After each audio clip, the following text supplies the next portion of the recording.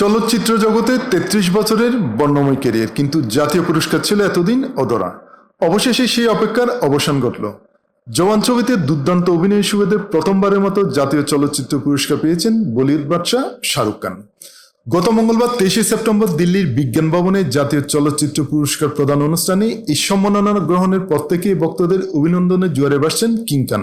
তবে সবচেয়ে মর্মস্পর্শী ছিল তার সন্তানদের প্রতিক্রিয়া। সামাজিক মাধ্যম ইনস্টাগ্রামে একটি যৌথ কোলা চিঠিতে আরিয়ান খান ও সুহানা তার বাবাকে অভিনন্দন জানিয়েছেন। তারা কোলা চিঠিতে লিখেছেন, বাবা তোমাকে খুব ভালোবাসি। তারা আরো লিখেছেন, শাহরুখ সবসময়ই বলেন তিনি কখনো রূপা জেতেননি, কেবল সোনা হারিয়েছেন, কিন্তু এক্ষেত্রে রূপাই আসল সোনা। এই সম্মান পেয়ে তারা অত্যন্ত আপ্লুত ও গর্বিত। শুধু এখানেই শেষ নয়, আরিয়ান ও সুহানার মতো শাহরুখ পত্নী গৌরী খানও সামাজিক মাধ্যম ইনস্টাগ্রামে স্বামীকে শুভেচ্ছা জানিয়েছেন। গৌরী খান লিখেছেন, কি অসাধারণ তুমি শাহরুখ, তোমার এই জাতীয় পুরস্কার প্রাপ্তি অনেক পরিশ্রমের ফল। এখন এই পুরস্কারটি বাড়িতে রাখার জন্য একটি বিশেষ ব্যবস্থা করছি।